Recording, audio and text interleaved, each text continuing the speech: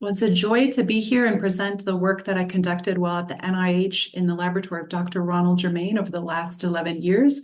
I've since moved on to Leica Microsystems, and please get in touch here. And I'm excited to present community efforts related to multiplex tissue imaging. The image in the background is an image I acquired using the IBEX method that my friend and colleague, Dr. Stefan Uderhardt, assembled to look like a stained glass window. So if you get anything from my talk today, the main message is that you are not alone, in the sense that so often in biomedical research, we can struggle with feeling isolated or experience despair or depression or even defeat. And yeah, research is hard. And so I just want to highlight community efforts that in hopes that you will find support and that you will not feel isolated while you're doing your experiments. And so the broad outline of my talk consists of talking about multiplexed antibody-based imaging, talking about one specific example of that, which is IBEX, an open source method that we developed, talking about the community around the IBEX knowledge base to support method evolution and adoption, and another community effort to reduce the barriers for multiplex tissue imaging, which is the Organ Mapping Antibody Panel effort led by HuBMAP colleagues. And so this figure, taken from a fairly recent review, summarizes all the different technologies, the spatial technologies, including spatial RNA profiling methods, highly multiplex spatial proteomics approaches, and volume imaging approaches. And I've summarized these technologies broadly based on the pixel or resolution in XY, whether they be subcellular, less than 1 micron, single cell, 1 to 9 micron, multicell, 10 to 50 micron, and then large ecosystems, 500 microns and beyond for those bar-coded arrays. Also summarize them based on the depth of tissue that is imaged, whether it be a thin tissue section, less than 5 to 10 microns, or larger volumes, greater than 100 microns to several millimeters. Also, talking about the number of analytes that can be imaged in a single tissue specimen, and that's the number of plex, whether it be RNA or protein molecules. And the big take-home message is that these are a lot of technologies, which is exciting and thrilling, but that these technologies is such an evolving field that they'd be quickly, this figure quickly becomes out of date, and that we already know that there's Visium HD released by 10x Genomics that allows single cell resolution with those 2 micron lons of whole transcriptome readouts, along with SpectraPlex recently launched that allows 15 plex one-shot imaging at subcellular resolution, both in 2D and then 3D imaging volumes. And so we just anticipate that this will continually need to be updated, and certainly as people incorporate both RNA and protein for the multi-omics. But nonetheless, it gives an introduction to the technologies and where we'll focus on the multiplexed antibody-based imaging approaches highlighted in the box. And so several years ago, the Human BioMolecular Atlas Program came together to author a review, a primer about multiplexed antibody-based imaging. And this figure is taken from that review. I think it nicely highlights the different approaches that we can broadly classify these antibody-based imaging approaches based on the format of antibody use. So there's the 404 labeled antibodies that achieve high multiplex through cycles of dye inactivation or antibody removal, or there are also spectral approaches for all-in-one imaging. There's DNA-labeled approaches that use a cocktail of DNA-labeled antibodies applied in the single tissue section with fluorescent imagers, cyclically annealed and dehybridized. And then, of course, there are approaches that use metal-labeled antibodies with the most notable approaches, IMC and MIBITOF, that allow all-in-one staining and all-in-one imaging. And again, I'll be focusing on a fluorescently conjugated version, which is called IBEX. And so IBEX stands for Iterative Bleaching Extends Multiplexity, which is a bit of a stretch, but we certainly loved that it was actually a goat as well. And so you'll see that throughout the talk. And this was, again, a method developed in the laboratory of Dr. Ron Germain, shown here in the photo, and just over many years and many efforts of postbacks and postdocs, of course, not all photographed here.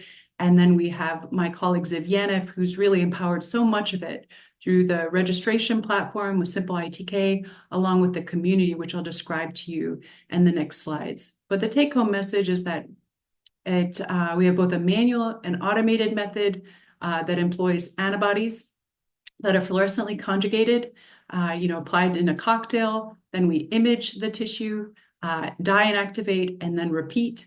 And we have open source software that allows us to analyze and register the iterative images using reputed marker like a fiducial shown here, like a nuclear label.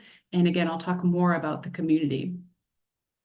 And so the point here is that we published this. I want to highlight, we had our first paper with my postbac in 2020 and PNAS, and then we had a follow-up detailed protocol with a visiting fellow, Colin Shu, and Nature protocols where we describe the automated imaging method and additional details.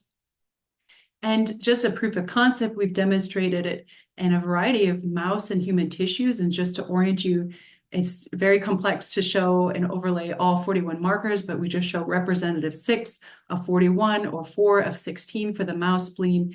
And again, the take-home message is that in these initial publications, my colleagues Evelyn, Anita, and myself acquired highly multiplexed images and diverse mouse tissues using our optimal tissue preservation method.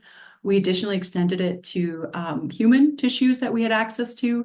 And the human tissue, particularly the liver, is high in endogenous fluorescence, but because of our optimal tissue preservation method that has a little bit of a detergent that reduces autofluorescence from lipids, and also how we acquire the images, that we were able to overcome a lot of the fluorescence and obtain this beautiful image of the human liver, as well as this human spleen. Again, normally in this region that's pseudocolored in cyan, that's the red pulp. It would be full with autofluorescent red blood cells. But because of how we prepare the tissue and how we've designed the panels, we can obtain high quality images using IBEX on these human spleen samples. And so that was the first iteration with the manual IBEX method, where we could take a glass substrate, shown here, a glass slide, coat the slide with an adhesive, and then section directly onto the slide, apply cocktails of antibodies, image using diverse systems. After that, soak off the cover slip, dye and activate, keeping 1 or 2 markers in common to align, and then repeat. And as you imagine, it's quite tedious, right? So we automated those steps of antibody labeling and dye and activation using a fluidics device. And instead of removing the cover slip, kept everything on the microscope stage to assist with image alignment. And the total system, as described in the Nature protocols, has a lot of advantages, being both cost and time effective and still retaining its versatility. And the overall workflow, again, consists of using that fluidic system to deliver the cycles of antibodies, keeping everything on the microscope stage, using an imaging chamber, which I'll refer to later, and having our samples on tissue adhesive-coated cover slips, and applying the antibody mix in this imaging chamber, and using the software to drive antibody labeling, imaging, and dye and activation. And want to acknowledge my colleagues Colin Shu, a visiting fellow at the time, and James Marr from Leica Microsystems for integrating the fluidics device with the Thunder imager.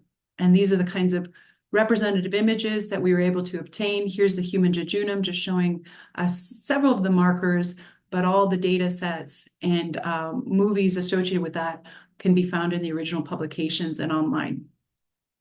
And so just addressing our focus to, that was the methods development, but really the application includes using IBEX to build healthy reference atlases, mapping healthy human tissues. And this is a large effort supported by the Human Cell Atlas CZI Thymoseed Network, led by Ron Germain, Sarah Teichman, and Tom Tagon, as well as efforts from the postbacs that I trained, Rebecca Bushell and Brianna Wachter, in Gigi Notarangela's lab, along with postdocs Marita and Francesca. And the overall goals, of course, was to provide a spatial context for the vast array of cell types present in the human thymus, while also interrogating spatial relationships and cell-cell interactions in the healthy human thymus over time. And again, focusing on just a little teaser is that my students and I spent years developing a highly multiplexed imaging panel, and it was really tailored to our questions of interest. And of course, we wanted to phenotype or visualize all the different anatomical structures that are well described for the human thymus. We, of course, also wanted to provide a spatial context for T cells and also look at cell state with certain markers, including Ki67 for dividing cells. We wanted to capture B cells and myeloid cells at fine granularity, as well as stromal cells that were so critical, the fibroblasts supporting T cell development. And most importantly, the panel was really tailored to characterizing thymic epithelial cells, which are exquisitely diverse and are important for positive and negative selection in the thymus.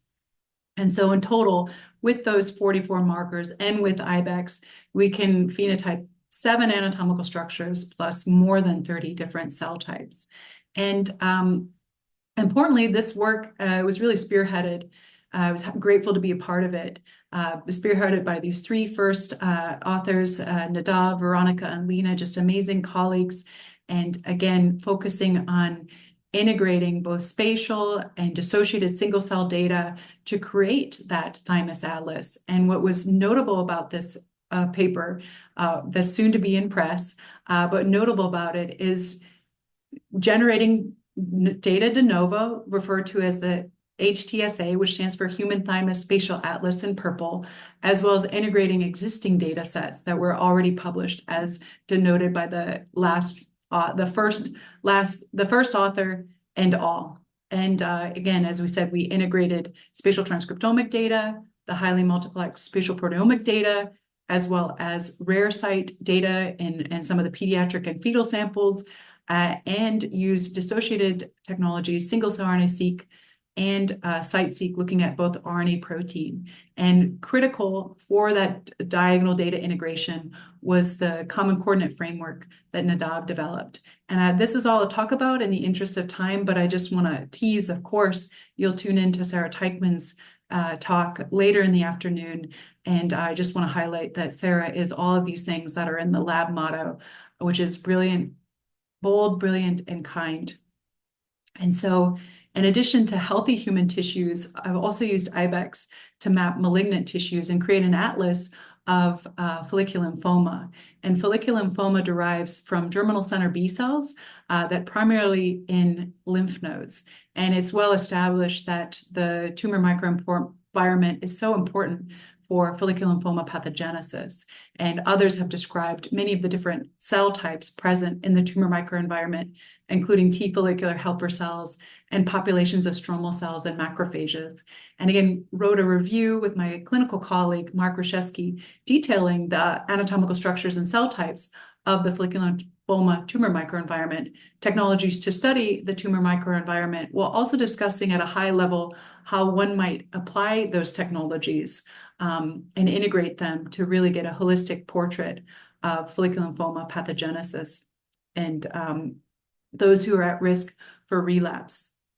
And I just want to highlight this paper that employed IBEX and other technologies, other advanced single cell and spatial technology, was published in March of 2024 in Cancer Cell. And here's the name of the paper. A great many of authors, so grateful for all of them who contributed. Highlight my co-first author, Kate, of Boston Gene, and along with our team of incredible clinical fellows, Mark and Lou and Lane, and of course, Ron. And again, I don't have time to talk about it in this presentation, but I will be talking about it in November if you're interested in it. And as a different teaser, just want to highlight, as I mentioned earlier, there are many different multiplexed imaging approaches that use fluorescently conjugated antibodies, not just IBEX, but additionally CellDive, along with many others. And CellDive and IBEX share a lot of similar principles, including, again, they're fluorophore-based cyclic imaging. They're open to antibodies from multiple different vendors and allow us to do large regions of interest. And we were able to take the channels that are available to us on the CellDive, along with IBEX-compatible fluorophores, to perform whole slide imaging on those tissue sections. And again, as a teaser, we were very fortunate in this study to have excisional lymph node biopsies from the patients enrolled into a prospective clinical trial. And it's known the follicular lymphoma exhibits incredible heterogeneity, both within and between patients. And I think this is exemplified just looking at this tissue section of a lymph node, where we have the B cell follicles pseudocolored in cyan using an antibody directed against B cell marker CD20. And then we have the extracellular matrix pseudocolored in magenta, highlighting the lumacan and how it is abundant in this particular region around the follicles and nearly absent around this area with different sized follicles scattered across the tissue section. And in this paper, we were able to do quantitative whole slide imaging to reveal these architectural changes. And in some, we analyzed more than 4,600 follicles and identified distinct follicle types related to the size, shape, and distribution to each other. And importantly, these follicular growth patterns were observed in patients 20 months before relapse. And so now I'm shifting gears towards the community efforts. Now that I've talked about IBEX and applications to build both a healthy human thymus atlas, as well as study the tumor microenvironments, I want to come back to this. And I wanted you to remember the date and when these were published, just so that I could tell you about, methods adoption is really limited by the scientific publishing process. And what I mean by that is that these are just a static snapshot of the method. And it's old news by the time that it's published. And we know this well. I mean, from the time that you submit in a preprint server to when it's finally published, it could be quite long. And my record is 633 days. And it gets me stressed just thinking about it. But in these publications, so often we report our successes, but rarely failures. And we need a better venue for negative data because it's priceless, really. It saves people time and energy and resources. And so much in publishing and so much in science, you're either first or you're last, but we know that reproducibility is important. And furthermore, there's an importance of being second, third, and fourth. And that this lab lore and difficult steps may not be well described in text or really need a video to understand and fully grasp.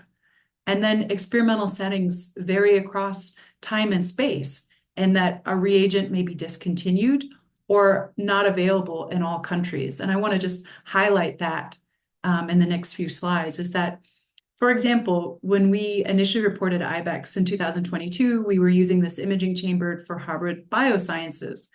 But when our colleagues went to adopt it, it was discontinued.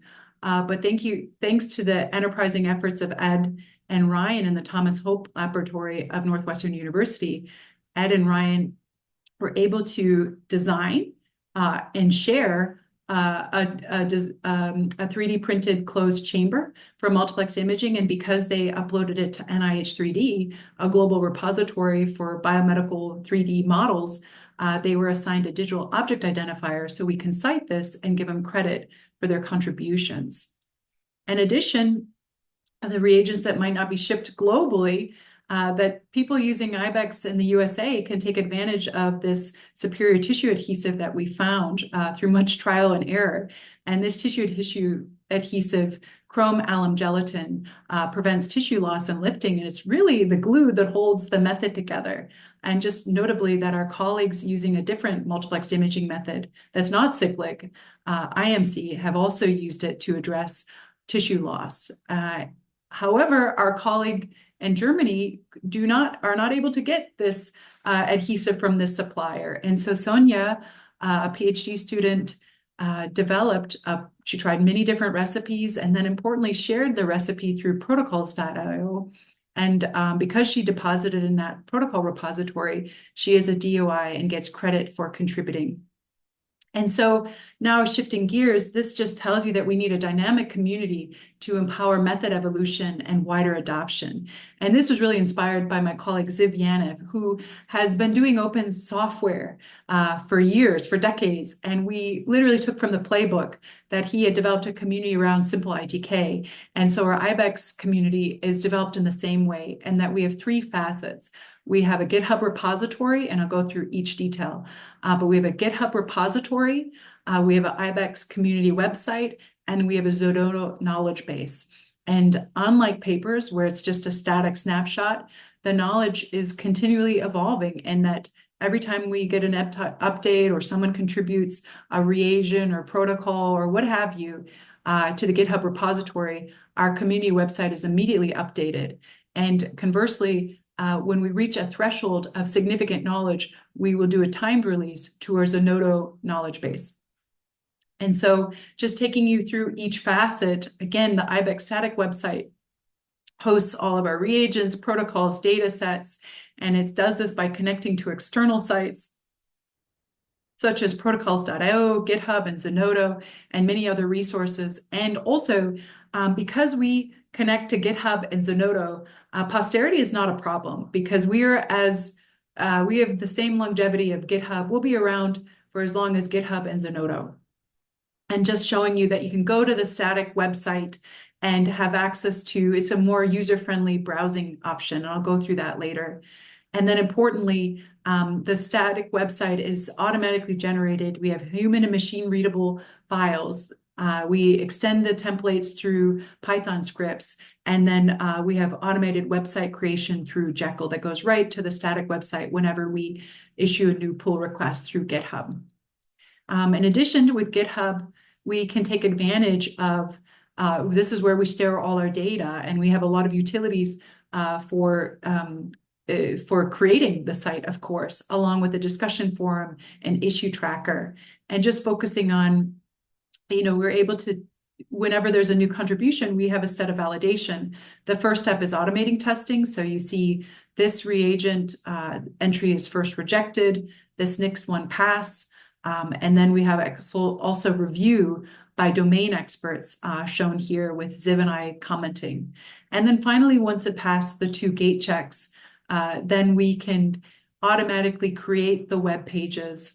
And to do this, it just uses the Jekyll static website creation to deploy the new updated web page. And so that's how the 3 facets. And again, because we have the discussion forum that's native to GitHub, we can have an ongoing dialogue. And this is just showing that the discussions that we've had for case study 1 and case study 2 are all detailed here. And then additionally, we have the Zenodo. So we want to have an authoritative version data set with a citable DOI. And so again, Zenodo has a lot of features. We have a version control, so we can cite the most up-to-date version of the knowledge base. We have a digital object identifier for citation and tracking purposes. And as I mentioned, we want that as part of our shared value. Our guiding principles of the knowledge base is shared ownership, so that everyone who contributes to the knowledge base is named and gets credit. And we have ORCIDs associated with each author. And because of that, when they contribute, the data set will appear on their ORCID site. Again, getting credit for sharing and being good community members. Also, the data set is an entire data set, including validation images and scripts and everything else, is available for download. And that is because we operate under the Creative Commons license by attribution, and you can see that the reuse of this validation data on a product web page. And so this was just taking you through the 3 facets, and I want to just give you a high-level overview of the content on the site. And so if you scan this QR code, it'll take you to the static website for IBEX. And here, this figure just reflects all the different content. And I'll go in a little bit more detail in the next few slides, that we have diverse sample preparations.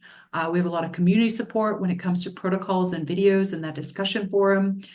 We have a wide range of reagent resources, of course, notably antibodies, but as well as lectins and kits from 35 plus vendors. We not only share what works, but also what we would not recommend. And that's really important for reducing, again, a lot of the waste, both time and resources. And we want to win together, that we support our publications from our peers and the data sets and software associated with those publications. And we're proud to announce that we have dozens of contributors from dozens of institutions from countries around the world, including, of course, US, Canada, Germany, Mexico, and the UK, and Brazil. And we again, how to incentivize this behavior is that when you contribute, you get named. So on the Zenodo release, you get on the data sets if you contribute a reagent, a protocol, video, or image. And these are our guiding principles also on the website. And so just, as I said, the knowledge evolves. We never would have thought when we started out using IBEX and developing it that we principally applied it to human and mouse tissues. But you'll see from our reagent resources and the diverse sample preparations that we support that we have colleagues in the field applying it to diverse tissues, including xenopus and turquoise killifish, and quite extravagantly, like just amazingly beautiful, the zebrafish retina by our colleagues Anadita and the McDonald and Chu labs, and I enthusiastically recommend you to check out this beautiful paper of theirs. In addition to diverse species, we also support a wide range of methods. So it's more than just IBEX. And we support what we define as multiplex 2D imaging, which is your standard non-cyclic immunofluorescence imaging. As I mentioned before, we have an integration of the cell dive imager with the IBEX dye inactivation protocol. And, again, since we are employing fluorescently conjugated antibodies, we really support, or the resources there that we share publicly would be beneficial, I think, for a lot of different methods that, again, employ fluorescently labeled antibodies. And it's not just limited to 2D. We also support the 3D, including the clearing enhanced 3D imaging method developed by colleagues in the Germain laboratory. And emphasizing more than 65 fluorescent probes. And so you can look at the conjugate and look at all the fluorescently labeled antibodies that we're using, and that'll help others in the field, again, with their multiplex fluorescence imaging. And so, of course, we primarily focus on antibodies for multiplex imaging, but we also support a wide range of reagents, and we anticipate this growing as people contribute their know-how to the knowledge base. And we use the antibody metadata that was established by the Human BioMolecular Atlas Program and this initial paper, and we've expanded upon it to include additional fields that are relevant for our purposes. And all entries require supporting material, whether that be an image, a publication, or detailed experimental notes. I'll just take you through an example that if we were looking for a reagent for the non-human primate, we'd click here. We could scroll to the right to see additional fields that we want to filter by. We want to filter by this particular method, multiplex 2D imaging. You notice here on the left that as we're filtering, the number of entries decreases. We can select by tissue preservation method, FFPE, as well as the tissue type that might be relevant in finding antibodies suitable for a particular tissue that might be high in autofluorescence. We can identify the antigen retrieval conditions that we're using in our study and select for antibodies appropriately. And then, as I mentioned, we want to report reagents that work, but also reagents that don't work. And so, of course, in this example, we want to highlight yes reagents, but you could also look at reagents to avoid.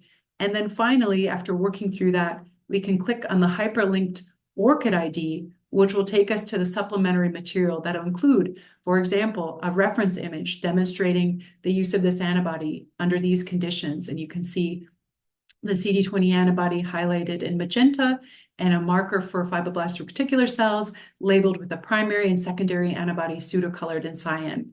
And the author in this case can contribute notes about the method or about the application of that antibody in the tissue, including the dilution or what cell types and structures are labeled. And, in addition to contributing reagent, we have a mechanism where you can reproduce others' findings again. And so this is where we have an original contributor listed by this ORCID, and then we support that it's replicated by, in this particular case, 2 individuals.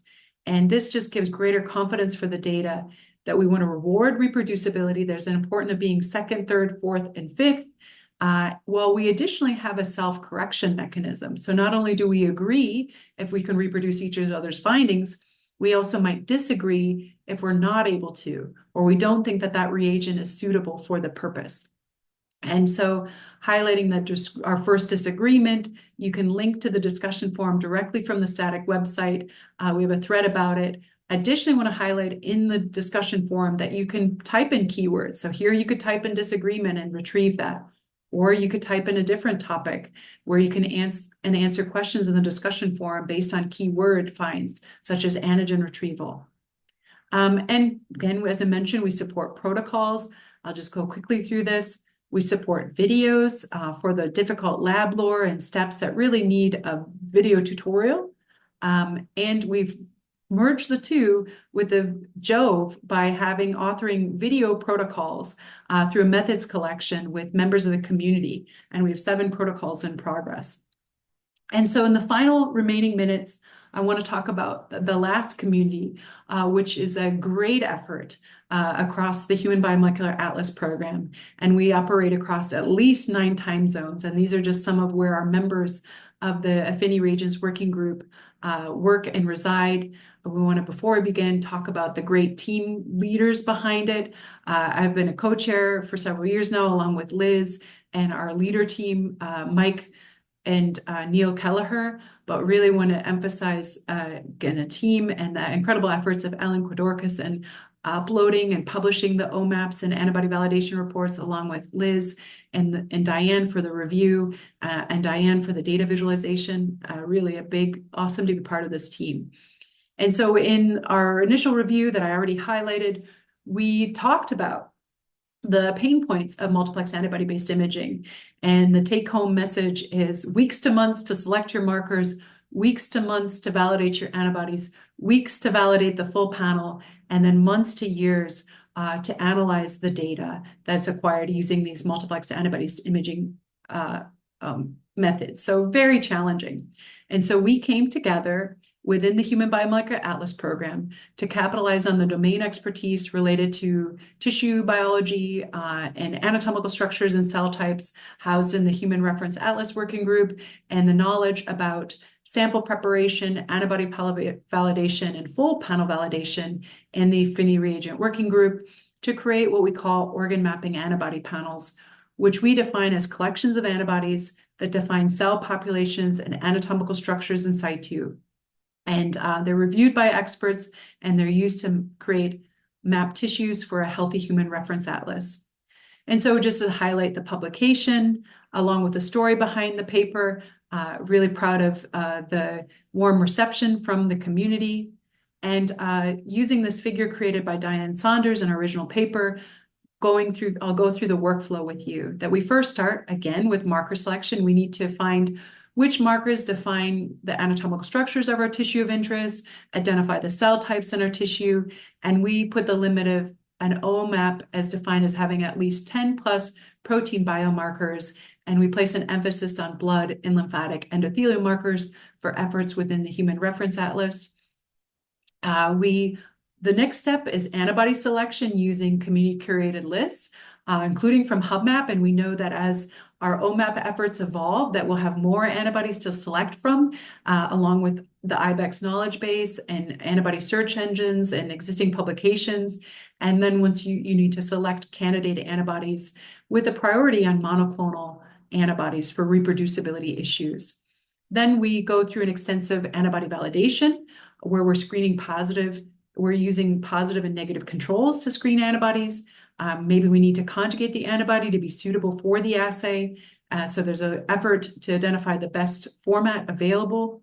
Then there's a full panel validation where we're testing and minimizing non-specific interactions, host species conflicts, tag interactions, evaluating the performance of the antibody in a singleplex versus iterative imaging, or a singleplex versus the full panel rather. We need to identify the cycle order and adjust and titrate the antibody if needed. And then finally, when we're ready to publish, we need to have an OMAP table that has a list of antibodies, including the order in which they're applied, which is very important.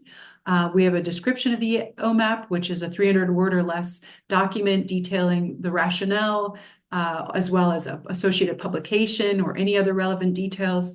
And then we have, for each antibody included in the OMAP, we have an associated antibody validation report. We link to a data set, which I'll show you in the next few slides, have an internal and external review. And finally, the OMAP is assigned an ID, given a digital object identifier, and published online.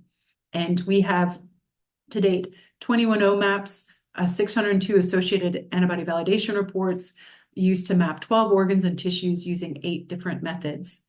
And if you scan this QR code, it'll take you to the HuBMAP site that has all the OMAPs, that's led by Ellen and Kati Borner. You can see the array of 13 of the 21 OMAPs and see the different methods, as well as supporting commercial contributors from Werner Muller and his team. Again, a requirement is to include a representative data set, which we can put in a generalist repository Zenodo, and that just gives greater confidence in the data. And then finally, this is just why so valuable and why it was such commercial interest that in our original paper, we highlighted the time and cost to publish or to create these 7 OMAPs. And we asked OMAP authors to guesstimate how much time they spend building a panel. And it can be 6 to 8 months, and these are experts. And the cost of just antibodies alone, knowing that you might have to validate 2 to 3 antibodies per biomarker. And you can see that it's tens of thousands of dollars, and the savings, between the cost to develop a new OMAP versus the cost to use an existing OMAP is a dramatic difference. And that's the value of OMAPs. And that's also why we've had such commercial interest and support. And so we're grateful for this article authored by April Livengood and her team at Thermo. And we're just grateful for all your enthusiasm for this. And so at the end, we conclude, I hope I've convinced you that you're not alone, that there are community efforts to reduce barriers that you might, or challenges that you might face in multiplex tissue imaging. And if such a community does not exist, and we refer you to the IBEX and OMAP and AVR communities, if such a community does not exist, then I enthusiastically recommend that you create your own community. And I'm happy to talk more about that. And so just want to acknowledge all the contributors and colleagues, past and present, and thank you very much for your attention.